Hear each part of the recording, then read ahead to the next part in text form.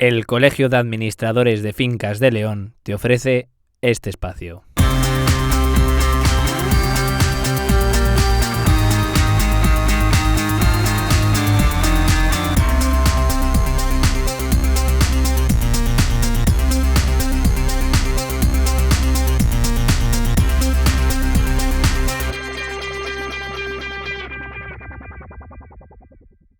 Mandamiento número 2. Tu libertad para actuar depende de si estás hablando de un elemento común o privativo. En cualquier edificio complejo o urbanización existen dos clases de instalaciones o servicios. Unos que son comunes, en los que necesitarás el acuerdo de todos los vecinos para su modificación, y otros privados, de cada propietario y de uso exclusivo de cada vecino.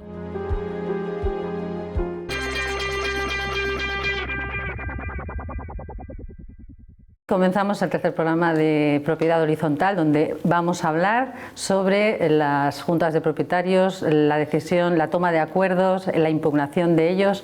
Y vamos a empezar con José Antonio Arias, Toño Arias, que te gusta que te llamen Toño. Quiero que me comentes un poco en la junta de propietarios cuáles son sus competencias. La junta de propietarios es el órgano, ya lo he comentado en otra ocasión, el órgano rector.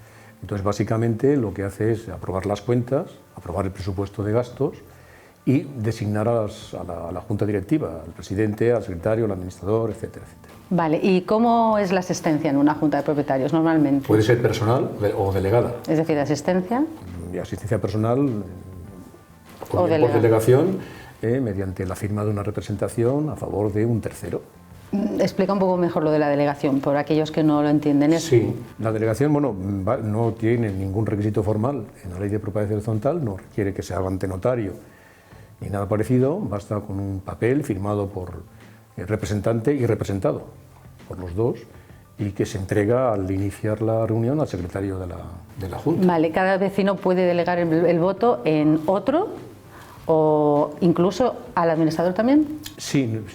Normalmente el vecino da su delegación a otro vecino y es un tanto excepcionalmente se la da a favor del administrador. El administrador no suele ser una figura al cual se le den representaciones, no es lo normal. No tiene ni voz ni voto, entonces hay gente que se pregunta que si el administrador puede... Sí puede, pero no es lo más normal que sucede. Vale, bueno, pues ahora explícanos un poco la convocatoria de una reunión de propietarios que lleva. ¿Quién la convoca para empezar? A ver, básicamente la convoca el presidente de la comunidad. Digo básicamente porque hay otras alternativas, como puede ser, pues, en caso de que el presidente no convoque, puede ser el 25% o sea, la cuarta parte de los vecinos o el 25% del coeficiente. Pero en situaciones normales quien convoca a la Junta es el presidente de la comunidad. Vale. ¿Cuántos días antes se debe convocar? Dos tipos, si son juntas ordinarias, con al menos 6 días de antelación, se pueden convocar con 8, 10 o 15. Y las extraordinarias, la ley marca que con el tiempo suficiente para que llegue a conocimiento de los vecinos. ¿Puede cualquier vecino solicitar que se estudie un tema relacionado con la comunidad? Sí, el vecino puede presentar, o sea, dirigir un escrito al presidente de la comunidad, donde antes de hacerse la convocatoria, donde él plantee qué asunto quiere tratar. ¿Y la frecuencia de las reuniones de las dos, ordinarias o extraordinarias, cuáles son? Las ordinarias es la denominación de ordinaria es una al año. Mínimo una al año. Una mínimo ni máximo, vamos a decir. Es decir, una. Como ordinaria, una al año. ¿Vale? Y las extraordinarias pueden ser pues una o 20, es decir, que no hay límite en ese punto. Vale. ¿Qué debe incluirse en la convocatoria? Una vez redactada, ¿qué debe llevar? Sí, la convocatoria básicamente empieza detallando del lugar, la fecha, la hora y los asuntos a tratar. También quién la convoca, obviamente, para determinar si es el presidente, si es la cuarta parte, en fin, quién la convoca. Y lleva una plantilla de delegación de voto, ¿no? Por si alguien quiere... Y otra cosa que también es obligatoria con la última reforma del año 99, que ya no es tan reciente, es la relación de propietarios que estén en situación de morosidad con la comunidad y que, si no abonan antes de la reunión la deuda, no tienen derecho a voto. Sí a voz, o sea, sí hablan, pero no tienen derecho a voto. ¿Cuál es la función del presidente en esa reunión? Su función es la de moderar. Y luego, cuando ya el acuerdo, o sea, la deliberación, perdón, está concluida, pues someter a votación, porque es un rasgo formal de su actividad, es someter a votación el tema que se pretende. Bueno, una vez acaba la Junta de Propietarios, el administrador tiene la labor de realizar el acta, ¿no? Sí. ¿Y eso qué conlleva? Es decir, ¿cómo se elabora el acta? ¿Dónde va a parar ese acta? ¿Tiene que estar sellada? Explica un poco cómo... El acta tiene lo que contempla, básicamente es lo mismo que hemos hablado de la convocatoria, o sea, tiene que contemplar lo de la fecha y el lugar y hora en que se celebra, si en primera convocatoria o en segunda convocatoria, quién la preside, si es el presidente que la ha convocado, la tiene que presidir él también, y luego el orden del día, antes de eso la relación de los asistentes presentes y representados, una relación con el detallada, total de coeficientes, fincas, sumado coeficientes, y todo, ¿no? nombres, etcétera. Un detalle, pero además detalle pormenorizado. E incluso si hay asistentes allí que no tienen derecho de voto, también. No hemos hablado de esto, pero cada comunidad tiene un libro de actas. Sí. ¿Cómo se sella? ¿Cómo El libro se de hace? actas se diligencia, ¿Sí? en el registro de la propiedad. Bueno, Toño, ¿se nos ha quedado algo en el tintero? No. Yo creo que ya está. Hemos hecho un resumen está bastante concreto bien, de estos dos temas. Sí.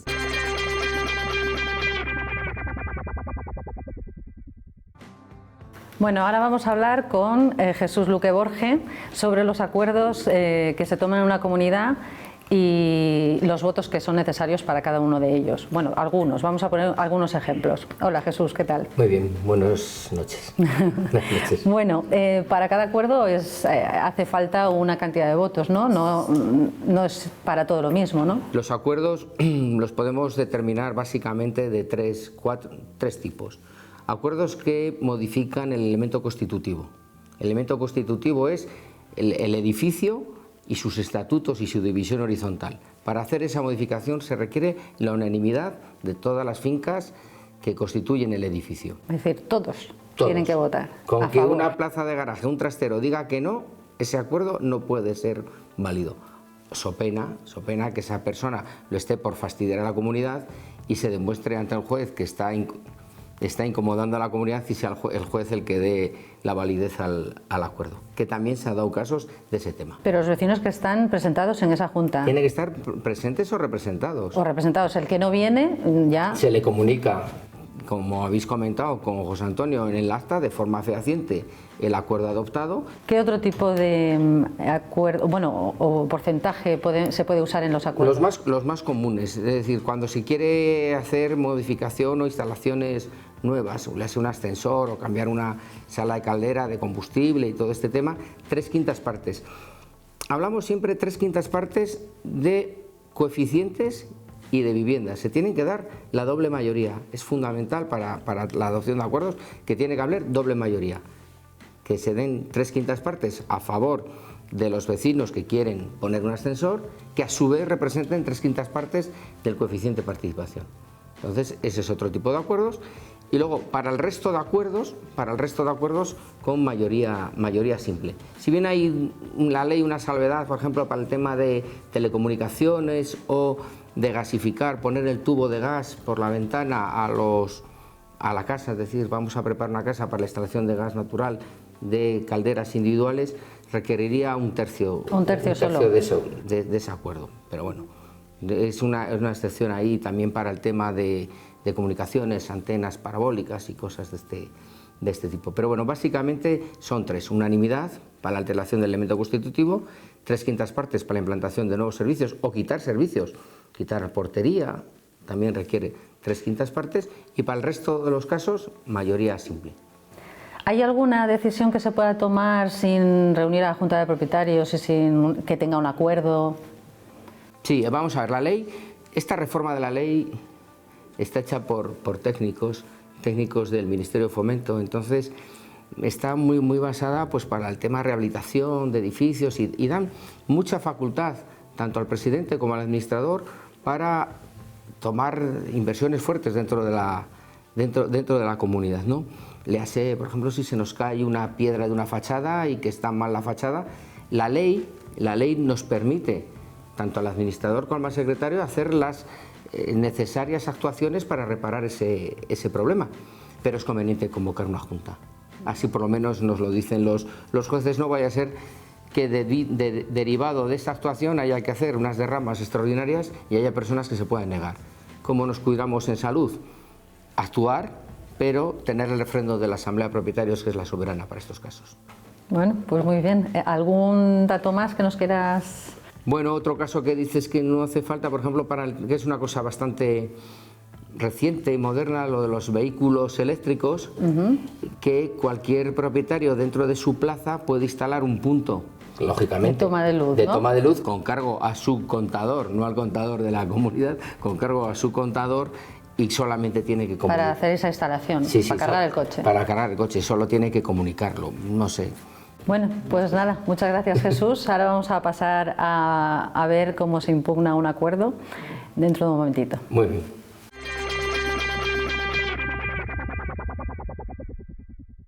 Y para terminar, y antes de pasar a las preguntas que nos habéis hecho, vamos a hablar por último con Pilar Méndez de la Varga. Hola, buenas noches. Hola, ¿qué tal? Que nos vas a hablar de la impugnación de los acuerdos que se toman en junta de propietarios. Explica un poco de manera sencilla qué es una impugnación de un acuerdo, cómo lo podremos decir claramente para que la gente lo entienda. Fácil. Mira, impugnar etimológicamente significa refutar, combatir.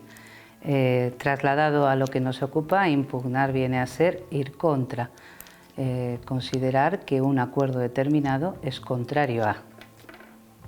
Eso es impugnar. Vale, y lo que pretende el vecino precisamente es... Pues tratar de que se determine o que se anularlo, decida judicialmente, si es el caso de una impugnación judicial, que ese acuerdo es nulo o es en todo caso anulable. Vale. ¿Quién puede impugnar?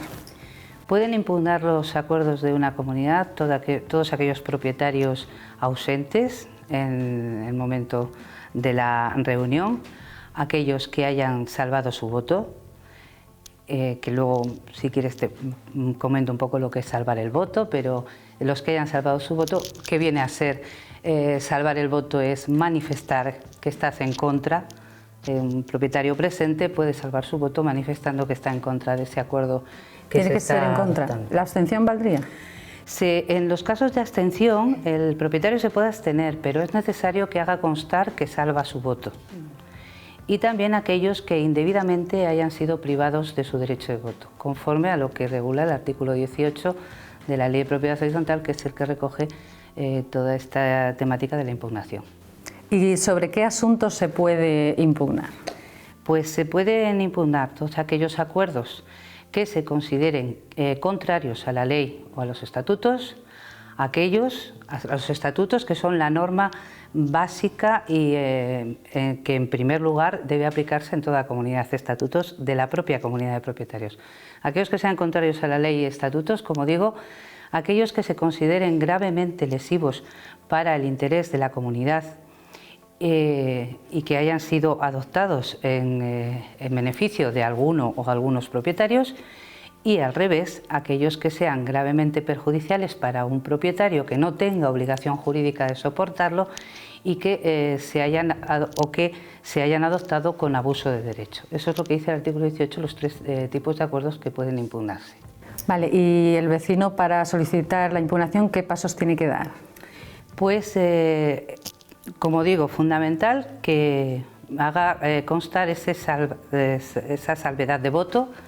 En el caso de los ausentes también y de los que hayan sido privados indebidamente, es preceptivo, antes de plantear ninguna impugnación judicial, que que se esté al corriente en el pago de las deudas comunitarias. Solo hay un supuesto en el que no es necesario estar al corriente o haber consignado la cantidad correspondiente a disposición de la comunidad, haberla consignado judicialmente. Solamente hay un caso, y es en el caso de que se vaya contra acuerdos que hayan sido tomados por la comunidad y que supongan alteración o modificación de la cuota de participación. Es el único caso en el que no hace falta esa consignación, pero los demás será necesario estar al corriente en el pago de las deudas. ¿Y qué tiempo tienen para hacerlo una vez celebrada la Junta de Propietarios? Pues el artículo 18 dice que dependiendo si se trata de acuerdos que son contrarios a la ley y a los estatutos, la acción para reclamar o impugnar judicialmente ese acuerdo puede ir hasta 1 año. En el caso de acuerdos de otro tipo, el periodo será de 3 meses y contados para el que esté presente desde el momento de la celebración de la Junta, y para los ausentes el tiempo va a contar desde que tienen constancia de la celebración de la Junta, es decir, desde que reciben el acta con el acuerdo en cuestión. Pero el acta no se suele mandar con acuse de recibo, entonces no se puede saber exactamente en el momento que la recibe, ¿no? Ese es un problema que se puede plantear, porque es verdad que la ley habla de que las notificaciones deben ser fehacientes. La conducta habitual y la práctica habitual es que se hagan, pues, incluso por correo ordinario. Bueno, lo mejor, y si seguimos la ley, es que esa notificación se haga de manera fehaciente para poder determinar el cómputo del plazo a partir del cual tenemos acción, porque es una acción judicial que caduca, es decir, transcurrido el plazo no se puede impugnar por muy lesivo que sea el acuerdo y muy nulo que sea. No lo admiten, ¿no? No, porque la acción ha caducado. ¿Suele haber muchas? ¿Con tu experiencia te ha pasado alguna vez? No es que haya muchas. Primero porque las personas desconocen que las impugnaciones no se hacen en la sala de reuniones. Uno salva allí su voto, ¿no? Pero la impugnación debe hacerse en el juzgado. El procedimiento que se sigue, de acuerdo con el artículo 249.8 de la Ley de Enjuiciamiento Civil, es el procedimiento ordinario, por razón de la materia, porque estamos hablando de propiedad horizontal. Eso supone un coste determinado. Generalmente, cuando alguien impugna, va a tener que acabar poniendo dinero por delante, ¿no? Bueno, gracias, Pilar. Ya tenemos claro que los pasos que hay que dar cuando queremos impugnar, pero que primero hay que acabar la reunión, recibir el acta, entonces ir al juzgado para poderla impugnar. Es así, ¿no? Así es. Bueno, ahora pasamos a responder las preguntas que nos habéis hecho, tanto en la calle como por correo electrónico, y nos vemos en el siguiente programa.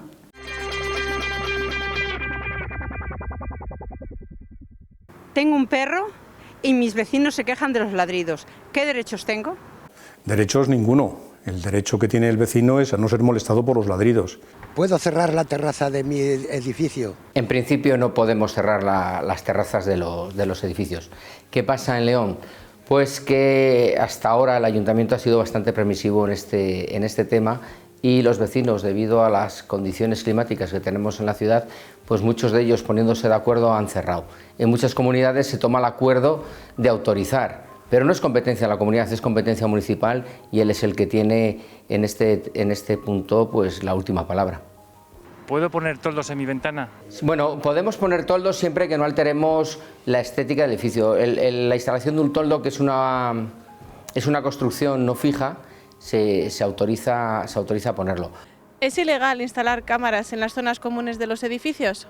No es ilegal instalar una cámara de vigilancia en las zonas comunes del edificio, porque las zonas comunes se consideran espacios públicos, no son privativos. Lo que sí es necesario es advertir de que esa cámara está instalada. ¿Puedo votar por correo en una junta de vecinos? No es habitual que se vote por correo, pero puede admitirse para el caso de que sean personas ausentes, que no están presentes en la propia reunión. El propietario que ponga de manifiesto su intención de voto al recibir una convocatoria podrá considerarse su deseo y su sentido de voto una vez que se confeccione el acta, y va a tener un plazo igualmente de 30 días, pero ya lo ha ejercido, puede considerarse y puede tener validez.